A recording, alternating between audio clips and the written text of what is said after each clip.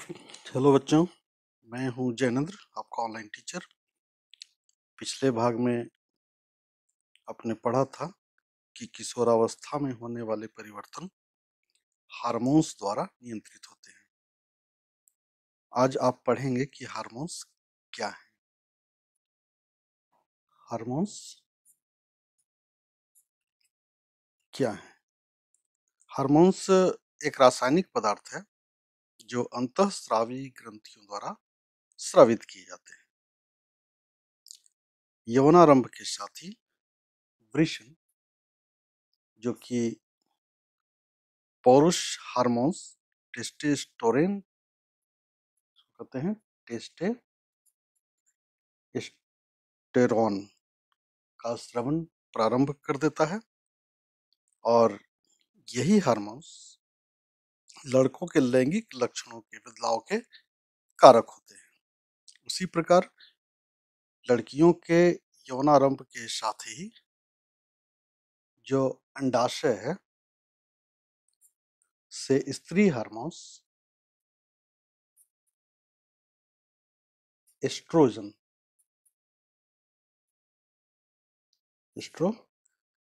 जिनका स्रवण प्रारंभ हो जाता है, जिससे लड़कियों के गौण लैंगिक लक्षणों का विकास हो जाता है। सर्वप्रथम हार्मोन्स का पता बेलिस एवं स्टार्लिंग स्टार्लिंग नामक वैज्ञानिक ने 1902 ईस्वी में लगाया था और इसकी अवधारणा 1905 ईस्वी में स्पष्ट किया गया था। इन हार्मोन्स के उत्पादन का नियंत्रण पीयूष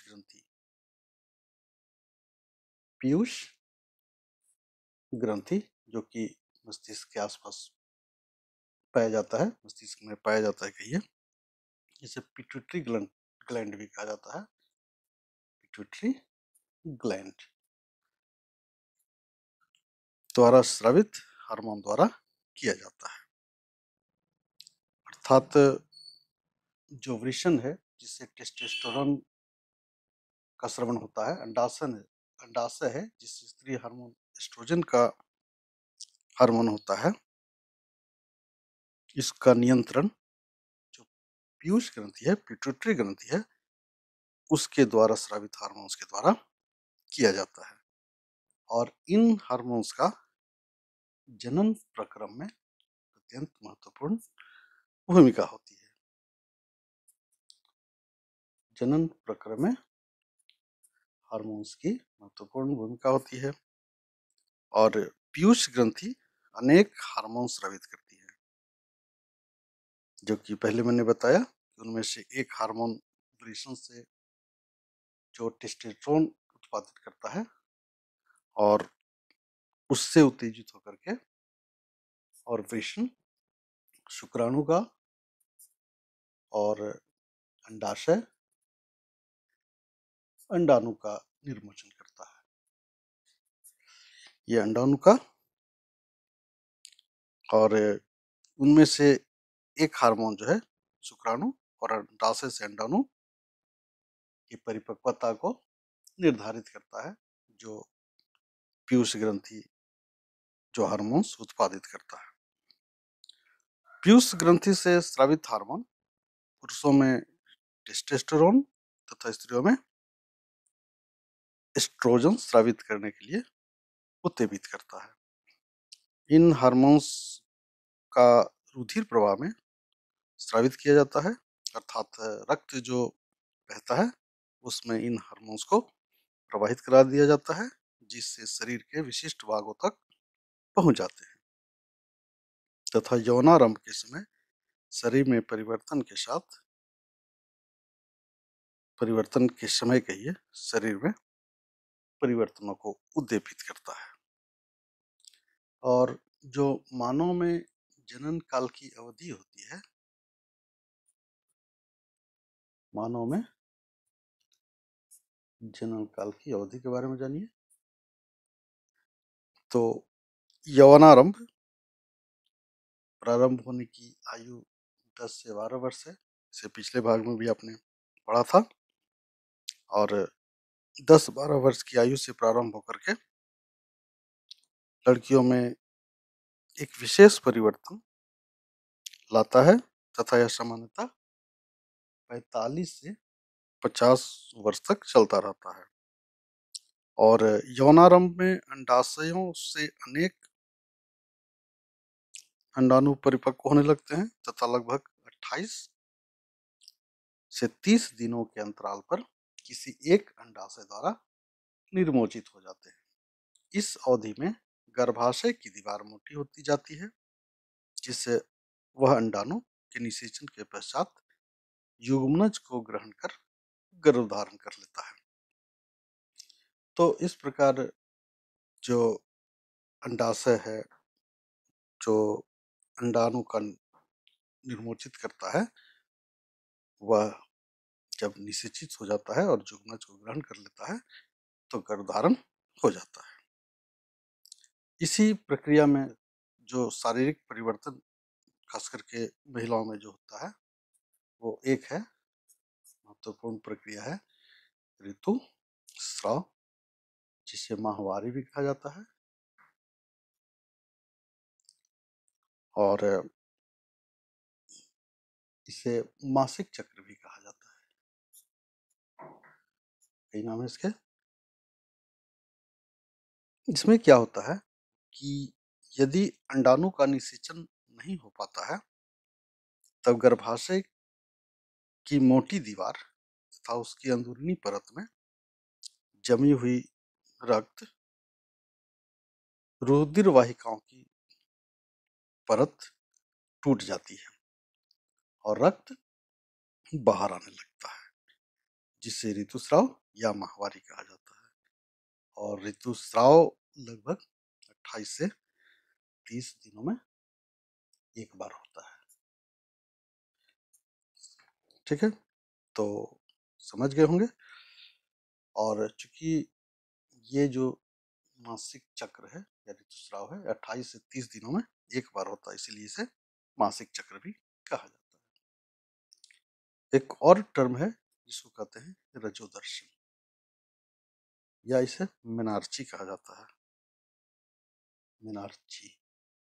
और यौनारंभ के समय जब पहला ऋतुस्राव होता है, कर सकते हैं लिख लीजिए, पहला ऋतुस्राव, इसे ही रजोदर्शन कहा जाता है। यानी जैसे ही यौनारंभ प्रारंभ होता है और पहला ऋतुस्राव महिलाओं में होता है तो उसको कहते हैं रजोदर्शन। और ये लगभग 12 से 14 के बीच प्रारंभ हो जाता है। और दूसरा जो टर्म है उसको कहते हैं रजो निवृत्ति, रजो निवृत्ति। और ये है जिसको कहते हैं मेनोपॉज या मेनोपॉज भी कहा जाता है। और ये लगभग 40 से 50 वर्ष की आयु में जब ऋतुस्राव रुक जाता है, जब ऋतुस्राव रुक जाता है तो ऋतुस्राव के रुक जाने को ही रजो निवृत्ति कहा जाता है। ऋतुस्राव चक्र प्रारंभ में अनियमित हो सकता है और उसे नियंत्रित होने में कुछ समय लग सकता है। और इसका नियंत्रण हार्मोन्स के द्वारा होता है। अब आइए पढ़ते हैं संतति का लिंग निर्धारण, अर्थात कैसे लड़का होता है और कैसे लड़की होती है। इसको कहते हैं संतति का लिंग निर्धारण। कह सकते हैं ये लड़का या लड़की।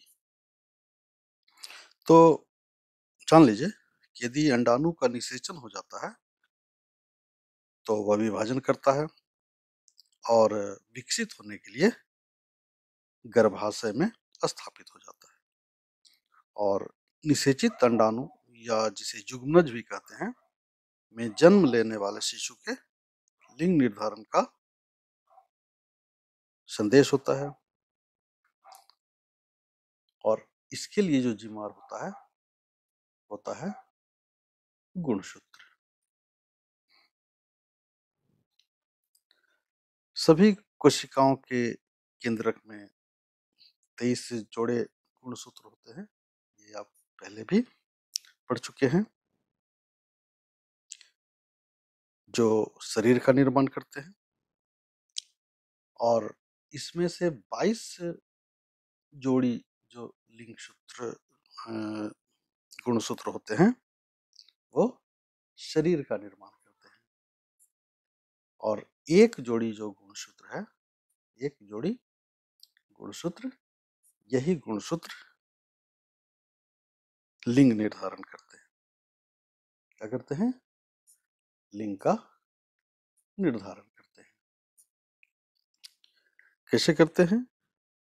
तो जो एक जोड़ी गुणसूत्र होते हैं वो या तो एक्स एक्स होते हैं या एक्स और वाई होते हैं। और जो स्त्रियों में अंडाणु होते हैं, स्त्रियों में जो गुणसूत्र होते हैं वो एक्स एक्स होते हैं। ये जो एक्स एक्स गुणसूत्र होते हैं ये स्त्रियों में होते हैं, और एक्स और वाई जो गुणसूत्र हैं वो पुरुषों में होते हैं।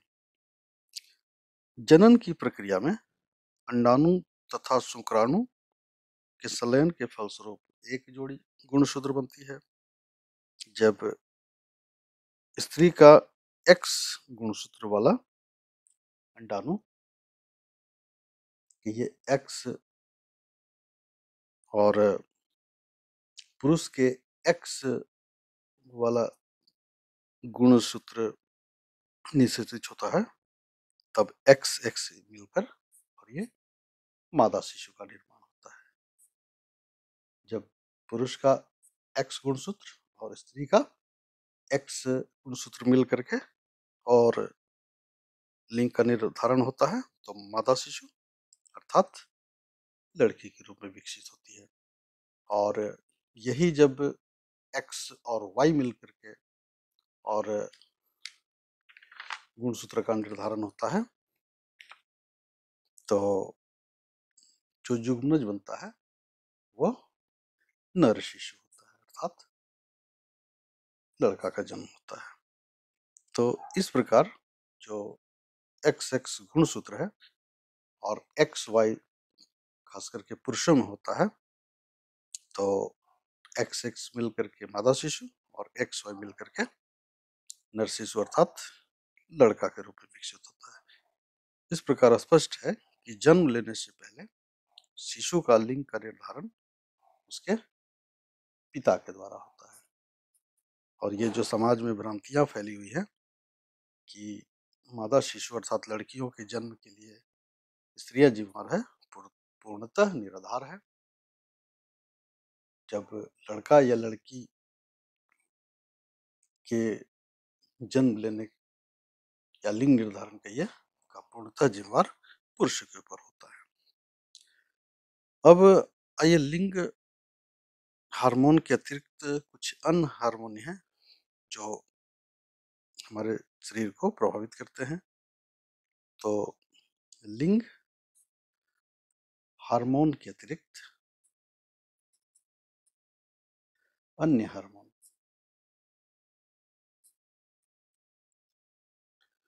और आप पहले पढ़े जो पीयूष ग्रंथि है, वृषण एवं अंडाशय के अतिरिक्त हमारे शरीर में कुछ और भी ग्रंथियां हैं, जैसे थायराइड ग्रंथि है,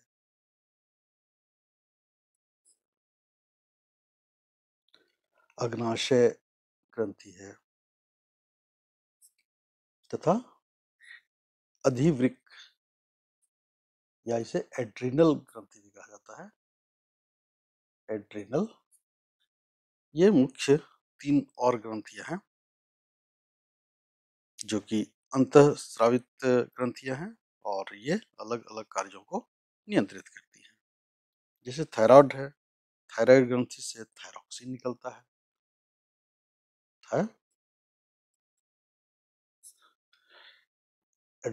थायराइड ग्रंथि से थायरोक्सिन हार्मोन का उत्पादन होता है। यदि थायराइड ग्रंथि से थायरोक्सिन का उत्पादन सामान्य मात्रा में नहीं हो पाता है तो इससे घेंघा रोग होता है, यानी ग्वाइटर रोग होता है, जिसमें गला फूल जाता है और इसीलिए इसे थायराइड ग्रंथि का रोग कहा जाता है।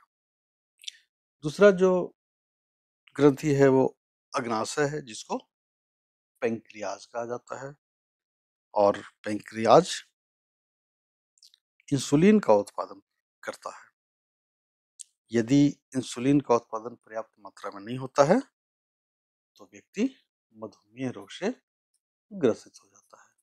अर्थात जो इंसुलिनाशय है, इसको पैंक्रियाज भी कहा जाता है, उससे पर्याप्त मात्रा में इंसुलिन का उत्पादन नहीं होता है तो मधुमेह रोग हो जाता है। एक और जो ग्रंथि है जिसे एड्रिनल या अधिवृक्क ग्रंथि कहा जाता है, इससे एड्रेनिल कहिए एड्रेनिल का उत्पादन होता है, एड्रिनल कर सकते हैं।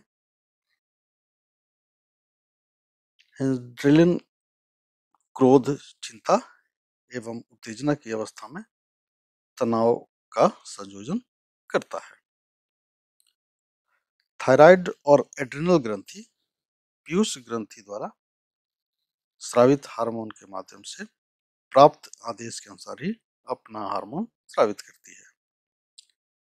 पीयूष ग्रंथि वृद्धि हार्मोन का भी स्रवण करती है, जो व्यक्ति की सामान्य वृद्धि के लिए आवश्यक है। और किशोरावस्था में पोषक तत्व की जो आवश्यकताएं हैं, ये मुख्य रूप से किशोरावस्था में पर्याप्त मात्रा में वृद्धि के लिए आवश्यक पोषक पदार्थों की आवश्यकता होती है। तो किशोरावस्था ऐसी अवस्था है जिसमें तेजी से वृद्धि होती है, और किशोरावस्था में तेजी से वृद्धि के लिए पौष्टिक व संतुलित आहार की नितांत आवश्यकता होती है। भोजन में लौह तत्व की कमी से कमजोरी का आभास होता है और एनीमिया रोग हो सकता है। क्या रोग होता है? एनीमिया रोग, जिसमें पर्याप्त मात्रा में यदि लौह तत्व नहीं मिलता है तो खास करके महिलाओं में एनीमिया रोग ज्यादा देखा जाता है। इसलिए किशोरावस्था में लौह युक्त खाद्य पदार्थ जैसे पत्तेदार सब्जियां, गुड़, फल इत्यादि का सेवन अनिवार्य रूप से करना चाहिए। तो इस तरह से किशोरावस्था के बारे में आज आप कुछ पढ़े। अगले भाग में कुछ और लेकर के आऊंगा।